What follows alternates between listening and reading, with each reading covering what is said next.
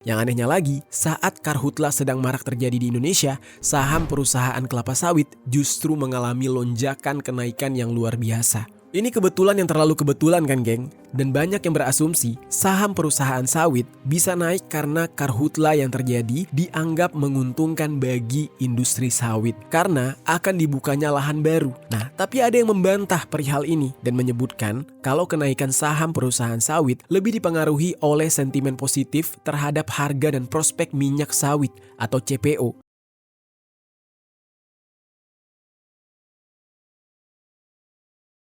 Oke geng, hari ini gue masih ngonten dari luar kota dan sekarang adanya di kamar hotel. Oke, sedikit informasi, gue sekarang itu lagi ada di Penang, Malaysia. Lagi nemenin keluarga buat medical check up.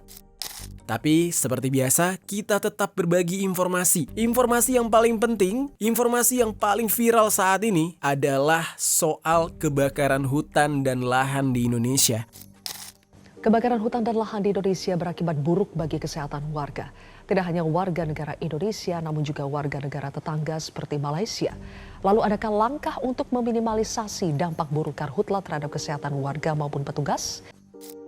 Yang mana di saat gue berada di Malaysia, gue ngerasain banget sih dampaknya gila, geng. Ini benar-benar ya, satu sisi ini adalah bencana, tapi di sisi lain negara kita tuh patut malu sebenarnya. Gue sekarang di Malaysia melihat sendiri bagaimana kabut asap di sini yang parah banget, padahal yang kebakaran di negara kita, tapi dampaknya malah ke negara orang, ke Malaysia.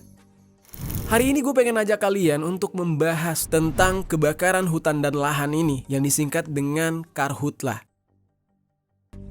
Banyak hal yang janggal di sini. Apa aja kejanggalannya nanti kita bahas. Nah, namun sebelum membahas soal kejanggalannya, satu persatu kita bahas dulu soal fenomenanya yang terjadi serentak di banyak wilayah. Ada yang di Kalimantan, di Papua, bahkan yang paling dekat dari ibu kota itu di Sukabumi. Sukabumi juga kebakaran, Sumatera juga kebakaran.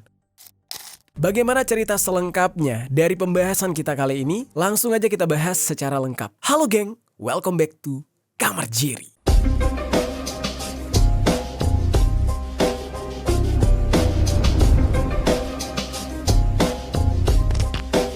Geng. Oke, untuk pembahasan yang pertama, kita akan bahas dulu fenomena kebakaran hutan dan lahan yang ada di Kalimantan. Jadi geng, kebakaran hutan dan lahan atau yang disingkat dengan karhutla terjadi di semua provinsi di Kalimantan. Jadi ini bulet-bulet. Pulau sawah Kali Progo. Apa?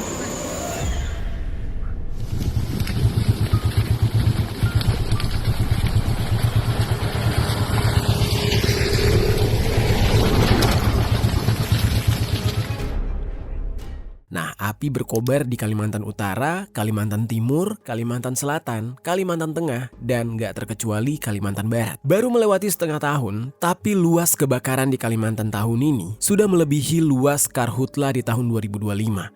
Yang mana berdasarkan catatan dari Wahana Lingkungan Hidup Indonesia atau WALHI, sejak bulan Januari sampai Juli 2026, sudah ada 34.262 titik panas atau hotspot dan 33.837 hektar area yang terbakar.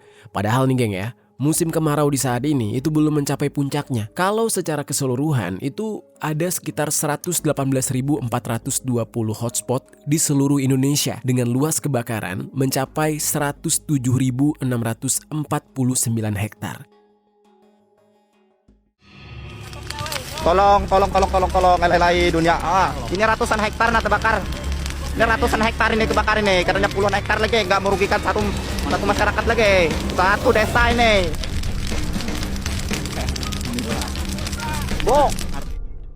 Di Pulau Kalimantan, Provinsi Kalimantan Barat itu tercatat menjadi lokasi hotspot tertinggi, yaitu mencapai 17.236 titik dengan luas kebakaran sekitar 28.680 hektar. Nah, titik panas dan kebakaran juga sampai melanda provinsi lain yang ada di Pulau Kalimantan. Di saat itu, WALHI juga mencatat kalau peningkatan hotspot yang tajam sepanjang bulan Juli 2026. Di bulan April sampai dengan bulan Juni, hotspotnya itu nggak pernah melampaui 7 74 titik api per bulan.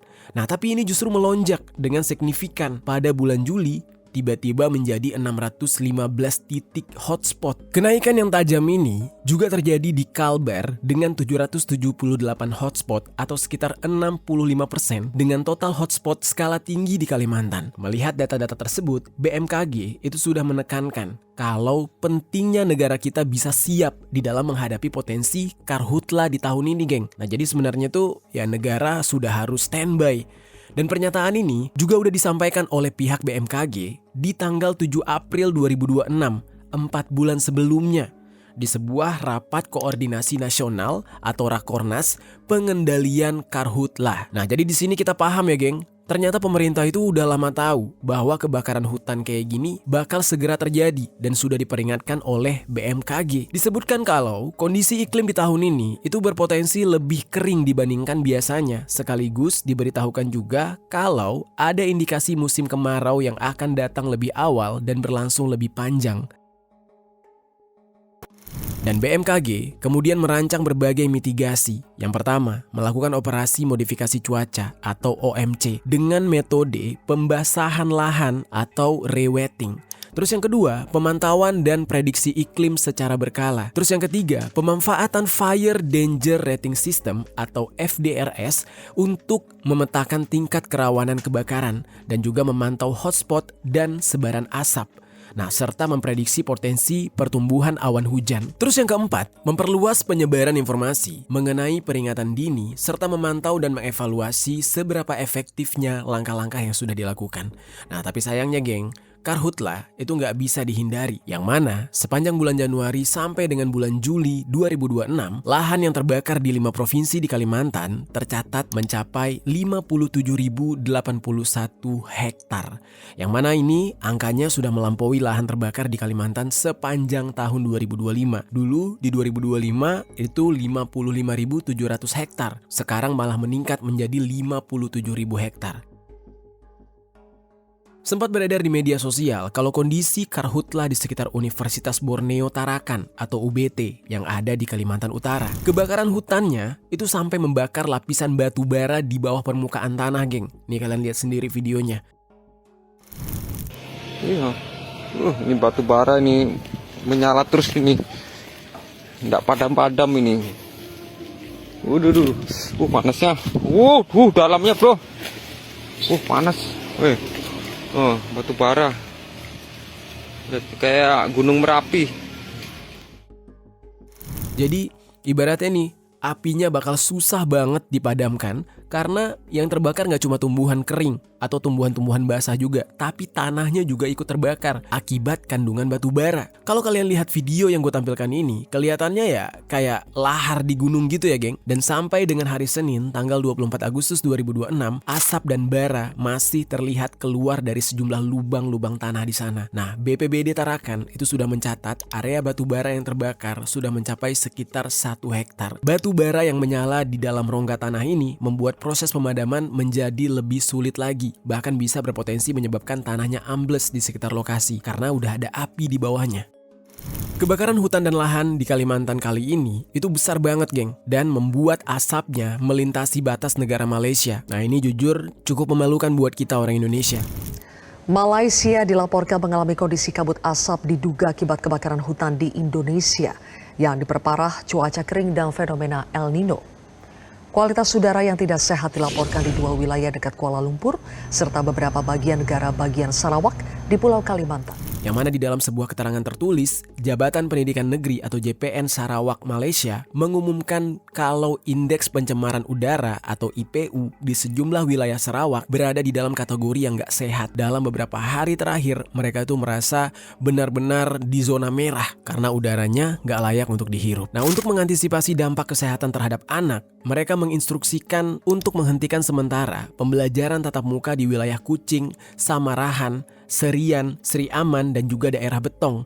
Nah, di Malaysia aja IPU-nya bisa masuk kategori yang gak sehat. Gimana wilayah Kalimantan di bagian Indonesia sendiri? Kalian bisa bayangkan seberapa menderitanya warga yang ada di sana harus menghirup asap setiap hari.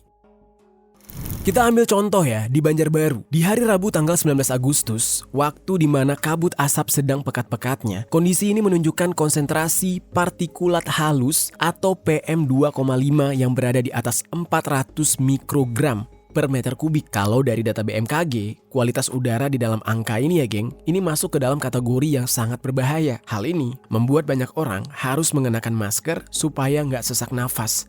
Itu juga ya nggak terlalu nolong. Ada foto 2 anak sekolah yang menerjang asap tebal untuk bisa datang ke sekolah, yang mana fotonya juga viral di media sosial.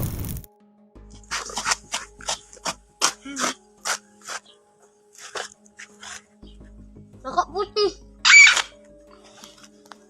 Melihat dong, melihat. Nah terus ada yang punya usaha ternak yang mana ternak dan kandang ternaknya hangus terbakar. Dari data Kemenkes ada sebanyak 3.405.489 jiwa yang terdampak langsung dari bencana karhutla ini. Buruknya kualitas udara di sana itu berdampak langsung pada melonjaknya kasus infeksi saluran pernafasan atau ISPA, dan gangguan kesehatan lain udah pasti datang gara-gara asap yang benar-benar tebal. Peningkatan signifikan untuk kasus ISPA ini itu terjadi di Provinsi Kalimantan Tengah. Ini benar-benar banyak banget korbannya. Udah ada 3.003 kasus orang-orang yang terkena ISPA gara-gara kondisi ini. Sementara total ISPA di Provinsi Kalimantan Barat dari periode 1 Januari sampai dengan 7 Agustus 2026 itu sudah mencapai 165.757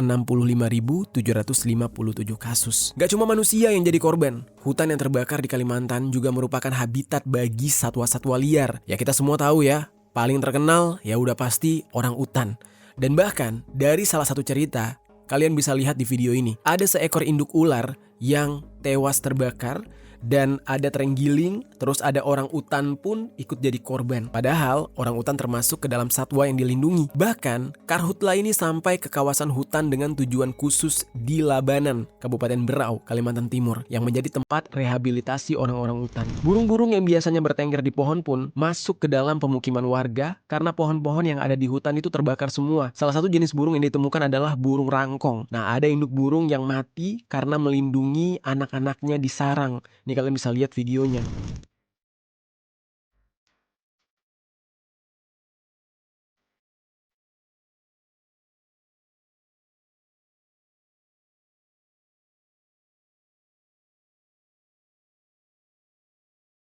Dengan dampak yang begitu luas kayak gini, itu nggak heran kalau karhutla di Kalimantan kali ini menjadi sorotan dunia. Sampai NASA aja turut menyoroti hal ini dengan melihat aktivitas karhutla di pulau tersebut. Dari analisis data Fire Information for Research Management System atau FIRMS milik NASA, melalui instrumen satelit MODIS dan FIRS, aktivitas kebakaran di 5 provinsi di Kalimantan itu mengalami peningkatan tajam menjelang pertengahan bulan Agustus 2026 sampai pada akhirnya terjadilah karhutla yang besar di Kalimantan.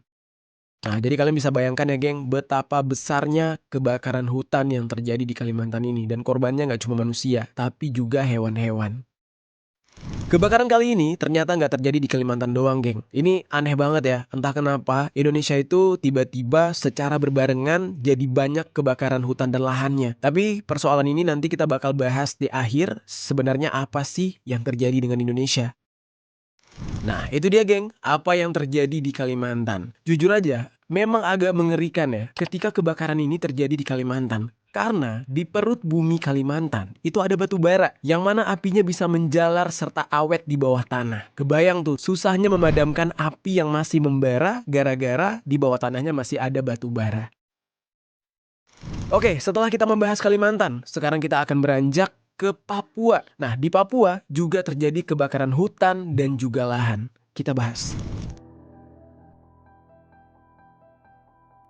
Jadi geng, sebelumnya BMKG Wilayah 5 Jayapura mengeluarkan peringatan dini terkait meningkatnya ancaman kekeringan dan karhutla di Papua. Nah, entah kenapa tiba-tiba ya dari Kalimantan melompat ke Papua, melompat ke ujung timur Indonesia. Ini jauh banget. Tiba-tiba di Papua muncul titik api. Dan secara keseluruhan di saat itu BMKG mencatat ada lebih dari 3.000 hotspot di seluruh wilayah Papua. Tapi geng, gak semua hotspot ini pasti menjadi titik kebakaran. Yang mana dikatakan dari 3.000 hotspot yang diumumkan dipetakan oleh BMKG, ada 186 titik yang berpotensi tinggi bakal terjadi kebakaran. Konsentrasi hotspot yang berpotensi menjadi kebakaran ini paling banyak ditemukan di Kabupaten Kerom dan Biak Numfor. Lalu, sebagai langkah antisipasi, BMKG secara rutin memperbaharui informasi titik api 2 kali sehari, yaitu pada siang dan sore hari, untuk kemudian disampaikan kepada BPBD. Selain itu, laporan hotspot setiap 10 hari sekali kepada pemerintah daerah serta Gubernur Papua. Nah, laporan ini digunakan untuk memantau daerah yang berpotensi mengalami karhutla, serta membantu pemerintah menentukan langkah yang perlu dilakukan untuk mencegah atau menangani kebakaran. Salah satu wilayah Papua yang mengalami karhutla adalah Kabupaten Nabire, Papua Tengah. Dari informasi BNPB, karhutla di sana terjadi di 7 distrik, yaitu Distrik Teluk Kimi, Nabire Kota, Nabire Barat, Wanggar, Nabire, Makimi, serta Yaur. Karhutla yang ada di sana tercatat sudah terjadi sejak tanggal 18 Juli kemarin. Tapi baru ramenya itu sekarang karena dibarengi dengan beberapa wilayah yang juga tiba-tiba mengalami kebakaran. Jadi orang-orang tuh merasa aneh, ini ada apa dengan Indonesia kok bareng-bareng kebakaran? Untuk di Papua Tengah, BMKG itu udah mendeteksi sebanyak 1923 hotspot yang tersebar di wilayah Papua Tengah sepanjang periode 10 sampai 22 Agustus 2026. Dari total keseluruhannya nih geng, Kabupaten Nabire menjadi area terparah dengan 1069 hotspot alias titik api. Nah, selanjutnya karhutla juga melanda 3 kabupaten di Provinsi Papua Barat, yaitu di Teluk Bintuni, Manokwari Selatan, sampai dengan Fakfak. Di Kabupaten Teluk Bintuni, api sampai membakar kawasan hutan dan lahan sejak tanggal 21 Agustus 2026. Dan untuk meredakan titik api atau meredakan kebakaran di sana, Polres Teluk Bintuni itu mengerahkan sekitar 40 personel Polres dan juga Brimob demi melakukan upaya pemadaman bersama dengan petugas keamanan perusahaan gas milik BP Berau. Cuma geng, di saat itu upaya pemadamannya nggak bisa dikatakan mudah, soalnya ada aja kendala yang harus dihadapi oleh tim, yaitu medan yang sulit diakses, ya, kendaraannya nggak memadai, dan titik apinya itu jauh banget dari sumber air sehingga proses pemadaman belum berjalan maksimal. Mereka sampai harus nyebrang menggunakan longboat dari pos longboat menuju ke distrik yang menjadi lokasi dari titik kebakarannya, geng. Dari ketiga kabupaten di Papua Barat yang gue sebutkan tadi, Fakfak menjadi daerah dengan luasan karhutla terbesar, yang mana sampai dengan tanggal 31 Juli 2026 itu ada sekitar 2171,35 hektar yang terbakar. Dari informasi yang gue dapatkan ya, disebutkan kalau di perkembangan terbaru nih, penyebaran titik api di saat itu semakin luas. Dari pemantauan Sipongi milik Kementerian Kehutanan, per tanggal 23 Agustus aja udah ada 373 titik api yang tersebar di 7 kabupaten di Papua Barat. Wilayah yang terpantau memiliki titik api juga mencakup Kabupaten Teluk Wondama dan Kabupaten Kaimana. Di kawasan Papua Barat juga terjadi di daerah Gunung Botak, Manokwari Selatan, yang mana lokasinya itu berada dekat dengan Jalan Trans Papua Barat. Pemerintah setempat serta petugas terus melakukan pemantauan serta penanganan untuk mencegah api menyebar ke wilayah lain. Karhutla itu nggak luput terjadi di Kabupaten Jayawijaya, Papua Pegunungan. Bahkan di sana dikabarkan karhutlanya terus meluas. Dari data pihak Polres Jayawijaya, hotspotnya atau titik apinya yang ada di Jayawijaya itu sekitar 14 distrik di Kabupaten Jayawijaya. Nah, lalu karhutla juga terjadi di Papua Selatan, di mana sepanjang bulan Januari sampai dengan Juli 2026, karhutla di sana mencapai 25.838 hektar. Nah, di berita tanggal 7 Agustus 2026 dikatakan kalau Papua Selatan menjadi pusat baru dari karhutla yang terjadi di Papua. Wah, serem banget ya, geng. Ini benar-benar gak habis pikir. Negara Indonesia di masing-masing wilayahnya malah serentak kebakaran. Ada apa ya sebenarnya? Di Papua kita udah bahas. Sekarang gue pengen ajak kalian untuk membahas daerah-daerah lain lagi, tapi secara singkat ya, untuk menghemat durasi. Ada dari Sumatera, Sulawesi, dan bahkan sampai di Sukabumi. Nah, sekarang kita bahas. Dari data Sipongi milik Kementerian Kehutanan, di 10 provinsi yang ada di Sumatera, itu ada sekitar 2.849 hotspot dengan konsentrasi tertinggi di Sumatera Selatan, sebanyak 1.410 titik. Riau ada 480 titik, Jambi ada 425 titik. Sementara itu, luas lahan yang terbakar di 10 provinsi di Sumatera tahun 2026 tercatat mencapai 36.047,64 hektar. Sama dengan karhutla yang terjadi di Kalimantan dan Papua, karhutla yang terjadi di Sumatera ini juga mengancam habitat dari satwa liar yang ada di sana. Salah satunya adalah harimau Sumatera yang menjadi kawasan konservasi. Penanganan kebakaran itu menghadapi tantangan karena lokasi berada di kawasan hutan gambut dengan akses yang sulit. BBKSDA Riau itu mengusahakan pemadaman dengan penggabungan operasi udara serta darat. Sampai saat ini, BBKSDA itu belum menemukan satwa yang menjadi korban langsung akibat kebakaran. Ya kita nggak tahu ya, apa mungkin emang udah hangus ya, nggak ada sisa lagi, atau memang nggak ada hewan yang menjadi korban. Nah cuma geng, kebakaran di kawasan konservasi ini tetap menjadi ancaman serius terhadap habitat satwa liar yang dilindungi. Salah satunya adalah harimau Sumatera. Nah tapi dikatakan kalau penanganan karhutla di 4 provinsi Sumatera itu sudah lumayan terkendali. Dan selanjutnya, karhutla juga terjadi di Aceh, tepatnya di Kabupaten Aceh Besar pada tanggal 23 Agustus 2026. Kebakaran dilaporkan sejak jam 8:29 malam dengan luas lahan yang mencapai kurang lebih 8 hektar. Nah kemudian di Sulawesi, tepatnya di Talasa City, Makassar. Di video yang gue tampilkan ini, kalian bisa lihat sendiri seberapa besar api yang berkobar di sana.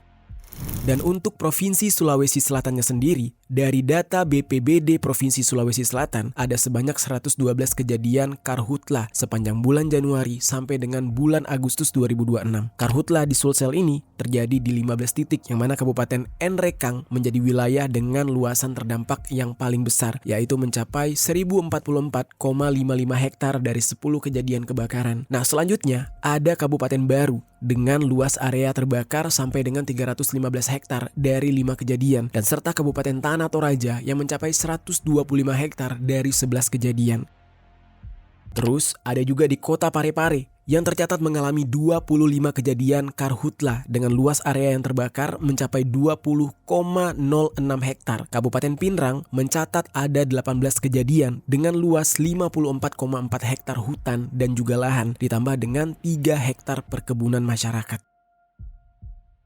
Terus geng, kebakaran juga terjadi di kawasan Gunung Gelis, tepatnya di Kampung Ciroyom, Desa Pabuaran, Kabupaten Sukabumi. Nah ini padahal deket banget sama Jakarta ya geng, tapi tetap aja tidak luput dari karhutla.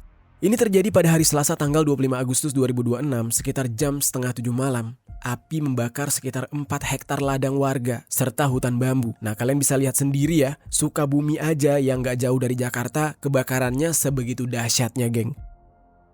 Terus kemudian Yogyakarta juga nggak luput dari kebakaran. Ya ini sih memang agak lebih jauh dari Jakarta, tapi kita tahu sendiri Yogyakarta adalah salah satu daerah istimewa di Indonesia, tapi tetap aja nggak luput dari kebakaran. Ada beberapa titik yang menjadi spot rawan karhutla di sana, seperti Gunung Kidul, Bantul, dan Kulon Progo. Dan dikatakan kalau warga sekitar jadi bingung, api ini berasal dari mana? Karena kok tiba-tiba aja ada api besar di sana. Kalau dikatakan gara-gara kemarau, atau kering, atau panas terik matahari, kayaknya nggak mungkin banget bisa terjadi kebakaran sebegitu dahsyatnya. Sebenarnya geng, masih ada wilayah lain yang belum kita bahas karena keterbatasan dari durasi. Nah ini beberapa list provinsi yang terdampak oleh kebakaran hutan dan lahan. Kalian bisa cek sendiri.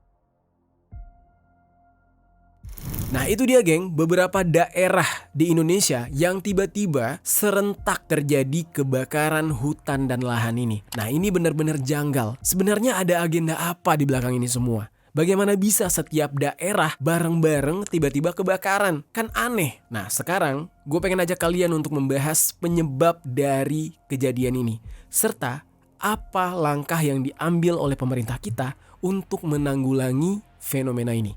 Kita bahas. Dari sekian banyak kebakaran hutan dan lahan yang terjadi di Indonesia, memang semuanya itu disebabkan karena kondisi iklim yang cenderung kering dan panas. Nah itu sih rumor yang beredar ya geng, yang mana dikatakan fenomena ini disebut dengan El Nino. Nah tapi kondisi seperti ini memang membuat hutan dan lahan jadi lebih mudah terbakar dan kering. Tapi ya kita nggak bisa melupakan fakta lain yang ikut berperan di dalam penyebab dari karhutla ini, yaitu aktivitas manusia, baik itu yang disengaja maupun yang gak disengaja. Contohnya nih, paling sering ya adalah proses pembukaan lahan dengan cara dibakar, pembakaran sisa tanaman, serta kelalaian seperti membuang puntung rokok atau meninggalkan api yang belum benar-benar mati, padam, langsung dibuang begitu aja, lalu membakar lahan kering.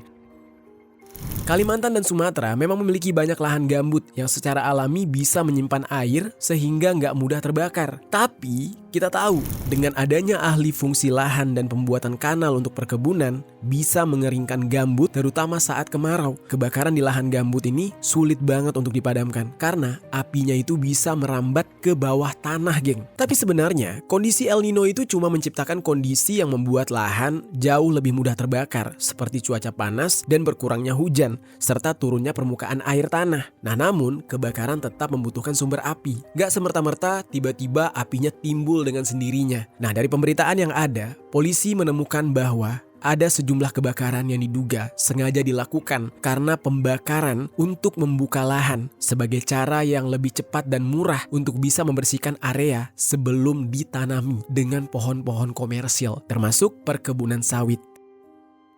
Nah, lahan yang sudah dibuka ini kemudian dipersiapkan untuk kegiatan perkebunan sawit saat musim hujan. Dan ini bukan asal tuduh ya, geng, karena polisi sudah menemukan bibit sawit di dalam penanganan karhutla yang terjadi di Indonesia. Yang anehnya lagi, saat karhutla sedang marak terjadi di Indonesia, saham perusahaan kelapa sawit justru mengalami lonjakan kenaikan yang luar biasa. Ini kebetulan yang terlalu kebetulan kan, geng? Dan banyak yang berasumsi saham perusahaan sawit bisa naik karena karhutla yang terjadi dianggap menguntungkan bagi industri sawit karena akan dibukanya lahan baru. Nah, tapi ada yang membantah perihal ini dan menyebutkan kalau kenaikan saham perusahaan sawit lebih dipengaruhi oleh sentimen positif terhadap harga dan prospek minyak sawit atau CPO. Nah, menurut kalian sendiri gimana, geng? Kalian percaya nggak kalau ini tuh gara-gara pembukaan lahan sawit atau memang bencana alam? Coba deh tinggalkan komentar di bawah. Dan masyarakat jadi semakin menduga kalau kebakaran hutan dan lahan di Indonesia juga disebabkan karena faktor yang disengaja. Dikarenakan ada sebuah video yang viral di media sosial yang memperlihatkan dua orang bocah yang sempat memergoki dua orang pria yang diduga pelaku dari pembakaran di wilayah Palangkaraya, Kalimantan Tengah. Kalian bisa lihat videonya. Memang di situ. Ada. Oh enggak.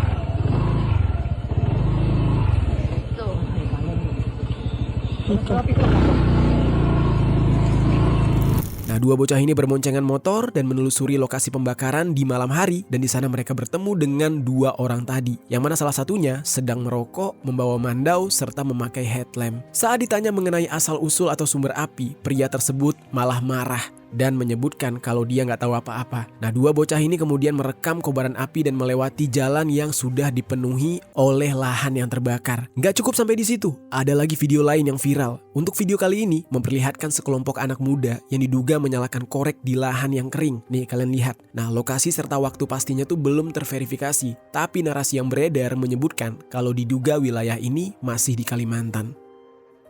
Seperti yang gue katakan sebelumnya, ini aneh banget, geng. Kalau kalian lihat di peta persebaran kebakaran hutan dan lahan ini yang ada di Indonesia, kalian bakal melihat sesuatu yang janggal. Kalian lihat deh, titik-titik apinya kenapa bisa hanya berbatasan di wilayah Indonesia? Coba, di Pulau Kalimantan cuma ada di wilayah Indonesia. Padahal bisa aja tuh api nyebrang sampai Malaysia. Atau bisa juga menyeberang sampai Brunei Darussalam. Hal yang sama juga terjadi di Papua, yang mana apinya nggak menjalar hingga keluar dari perbatasan negara Papua Nugini. Seperti seolah-olah api itu tahu yang mana wilayah Indonesia, yang mana bukan wilayah Indonesia. Hal ini yang membuat janggal dan ada sebesar 71% hotspot yang ada di Kalimantan Selatan itu di lahan perusahaan tambang dan sawit. Aduh, kebetulannya sangat-sangat kebetulan ya, geng.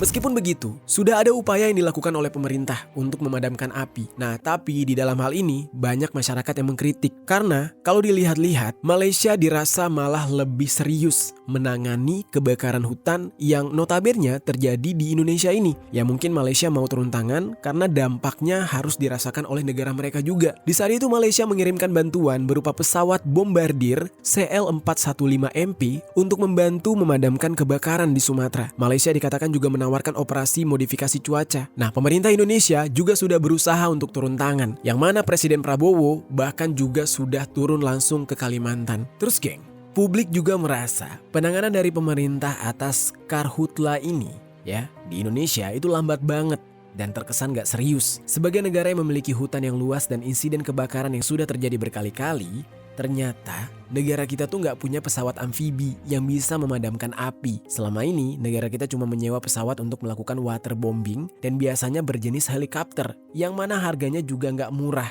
Karena itu, masyarakat kita jadi bertanya-tanya, kok bisa negara kita yang wilayah kebakarannya hutan seluas itu gak punya satupun pesawat pemadam udara khusus seperti Bombardier CL-415 punya Malaysia. Dan di saat publik menyoroti anggaran program MBG yang masih terus berjalan, padahal anggarannya bisa dialokasikan untuk membeli pesawat amfibi. Nah, sebab tarif sewa helikopter itu kan rata-rata mencapai 100 juta per jam. Di dalam waktu 3 tahun, uang negara yang hangus untuk sewa helikopter udah mencapai 2,7 triliun, yang sebenarnya angka ini setara dengan membeli 3 unit pesawat dan ini juga setara dengan 2,5 hari anggaran MBG. Nah, makanya banyak masyarakat yang terus mengkritisi perihal ini sampai dijadiin memes.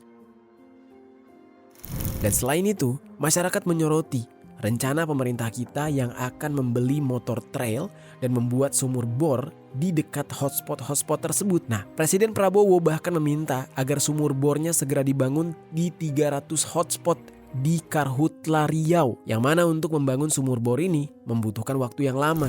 Bisa dibikin bor air? Siap, bisa Pak. Bisa Pak. Kedalamannya dalam nggak?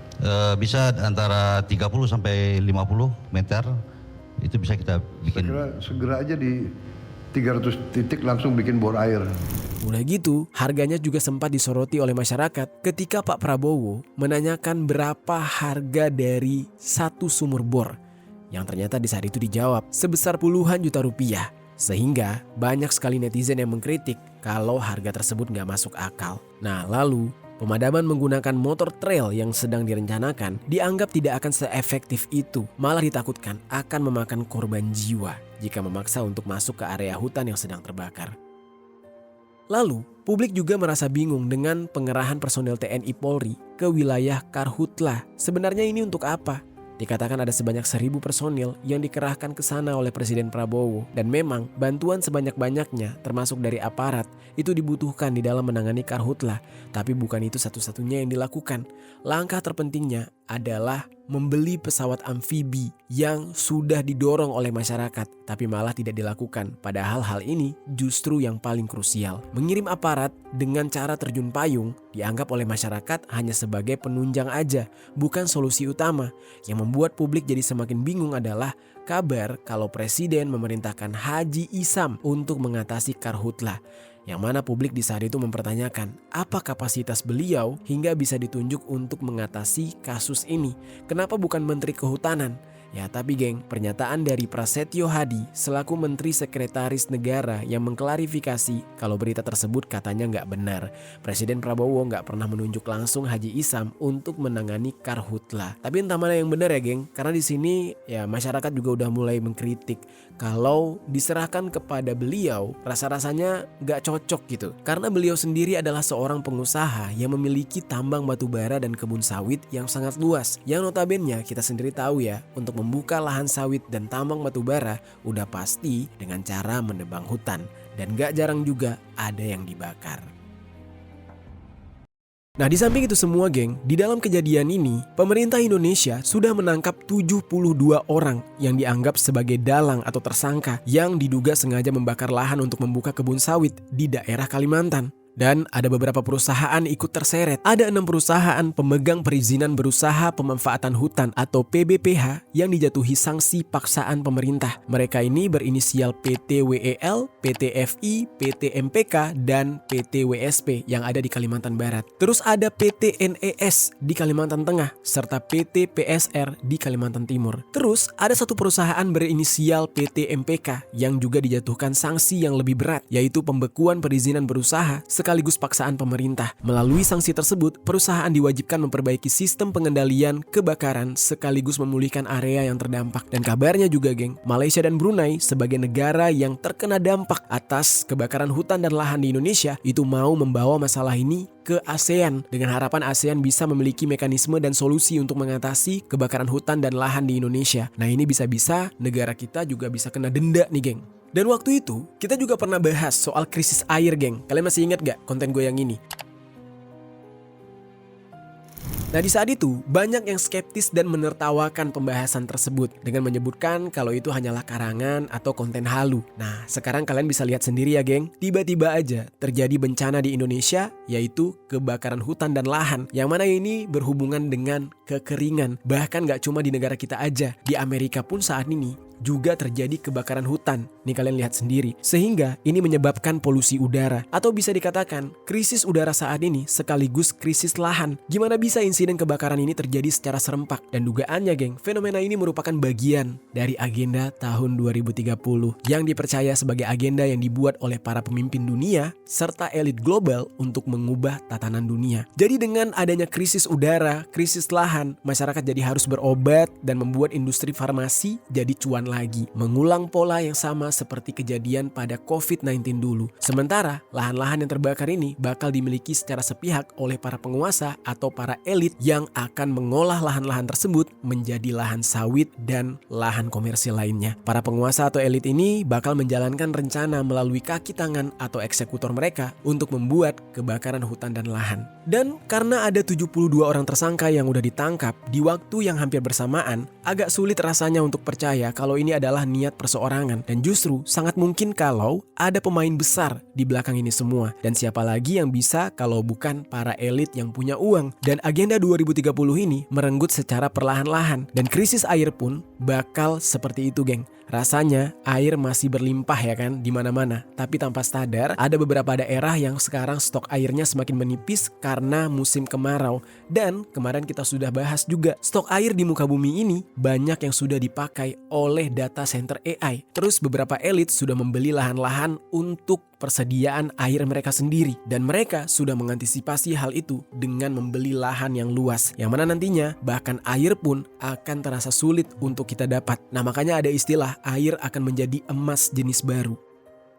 Oke, itu dia, geng, pembahasan kita kali ini tentang karhutlah, yaitu kebakaran hutan dan lahan yang terjadi di Indonesia. Kalian bisa lihat ya, memang agak banyak kejanggalan dari kejadian ini. Ada yang mengisukan kalau ini cuma pengalihan isu atas demo yang terjadi. Ada juga yang mengatakan kalau ini adalah praktik adu domba supaya rakyat semakin marah kepada pemerintah. Entah mana yang benar, mungkin kalian punya jawabannya setelah mendengar pembahasan ini. Coba tinggalkan komentar di bawah.